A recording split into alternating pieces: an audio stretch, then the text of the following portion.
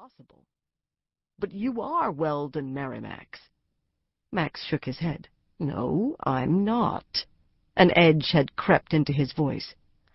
I write as Weldon Merrimax, but I'm not Weldon Merrimax. That's not the same thing at all. Jean was fidgeting with a pen on his otherwise empty desk. I just don't see. It seems to me that you're splitting hairs, Mr. Merriwell. What difference does it make whether we call you Max Merriwell or Weldon Merrimax? It makes a great deal of difference to me, Max said. You're putting me in a very difficult position. I have a contract that says Weldon Merrimax will teach a workshop. Max frowned at Jean. Susan sympathized. She didn't like the way that Jean was trying to bully the writer. She was pleased that Max rose to the challenge. He stood up. Well, you'll have to take that up with Weldon Merrimax. If you can find him, he said. I guess I'd better get back on shore while I still can. Hold on, Jean said unhappily. Can't you just teach as Weldon Merrimax? Max picked up his battered leather suitcase. That wouldn't be right. But I have passengers who are looking forward to this writing workshop. Jean was clearly unhappy that Max had called his bluff. I suppose you could teach under your own name.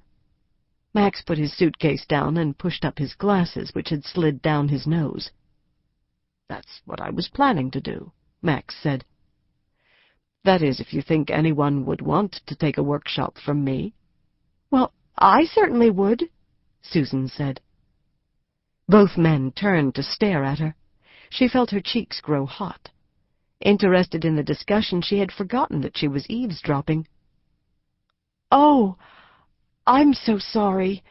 I was just walking by. I'm lost, you see. She held up the map that she still clutched in her hand, feeling like a complete idiot. I was going to ask directions, and I heard you talking. I didn't mean to interrupt. I'm so sorry, but I love Mr. Merriwell's works. I've read all your books. She knew she was babbling. Feeling the heat rise from her cheeks to her ears, she took a step backward into the corridor and bumped into someone, dropping her map. Excuse me. She turned to face a man in a crisp white uniform with black and gold striped epaulettes. I'm so sorry.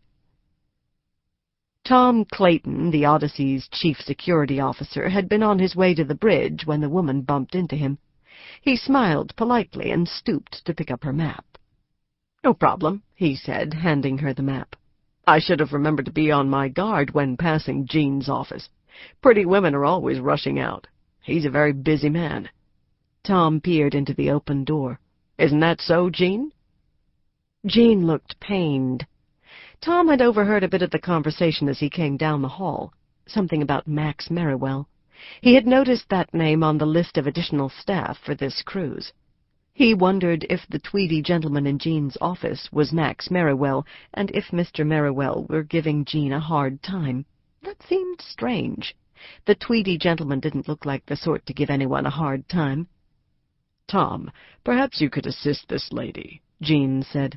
She seems to be lost. Of course. I'd be happy to. Tom closed the office door and turned back to the woman who waited in the corridor. She had curly red-gold hair fastened at the nape of her neck with a large silver hair clip. Wisps of hair had escaped this restraint and curled around her face. She wore dark gray slacks, a forest green V-necked sweater that looked very soft and very expensive, and a light gray blazer. She clutched an oversized black leather purse under one arm. She looked good. If she had relaxed and smiled, she would have looked great. But her forehead wrinkled in the hint of a frown. Her mouth was tight with worry.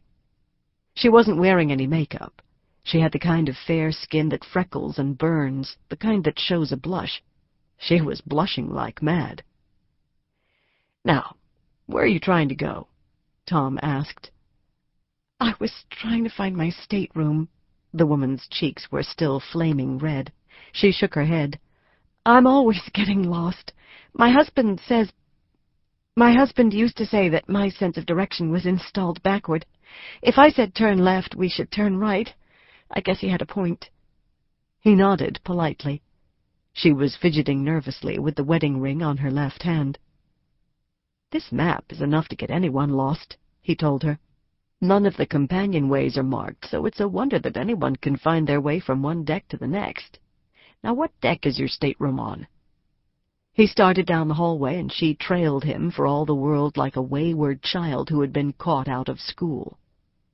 "Calypso deck, stateroom number 144. Where am I now?" "In the officers' quarters, right by the bridge."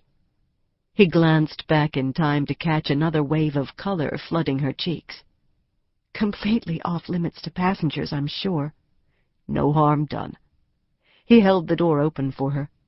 "And you really weren't too far off. Calypso deck is just 2 decks below the bridge." "Well, I took a stairway that wasn't on the map. I thought it might be a shortcut. I should have known better." "Right down here," he said. "By the way, aboard a ship, stairways are called companionways." "I like that." Her voice echoed from the bare metal and concrete. A service companionway, this route had none of the carpeting and wood paneling of the passengers' areas.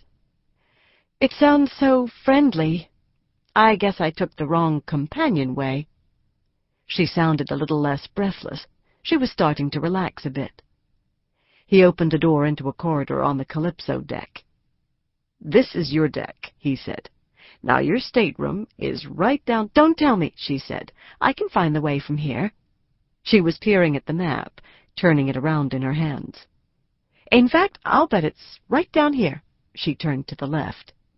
He reached around and took her arm, gently steering her in the opposite direction. "Actually, it's this way." He walked her down to where the corridor turned. "Straight down that way, on the right," he said. "You can't miss it." "Really?" She frowned at the map again. Looking over her shoulder, he took the map from her hand and turned it around, so its orientation matched that of the ship. "The bow is that way. The stern is that way. We're right here."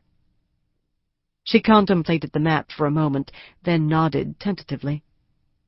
"All right," she said, as if agreeing to a sort of compromise.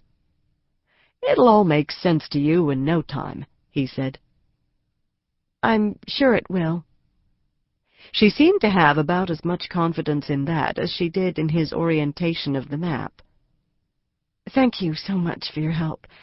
Sorry to be such a bother." "No bother at all." "I've got it straight now."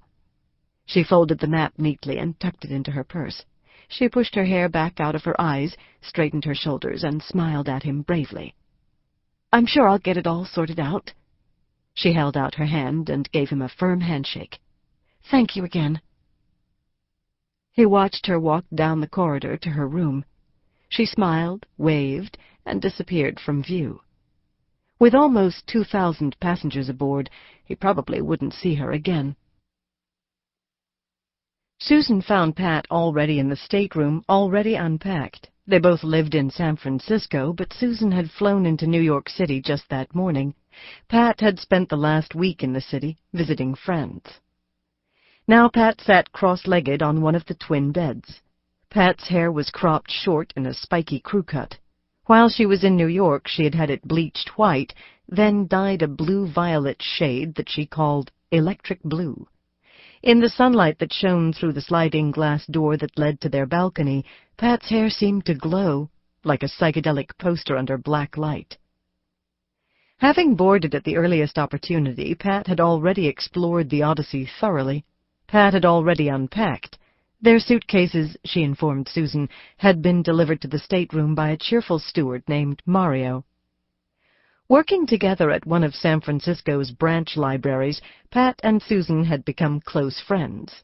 In the 2 years that Susan had known Pat, her hair had rarely remained the same color for more than a few months at a stretch. Susan recognized that the other folks who worked at the library thought she and Pat were an unlikely pair of friends. In matters of the heart, Susan was cautious and Pat was impulsive, given to sudden passions. In matters of fashion, Pat was trendy, where Susan was conservative. But Susan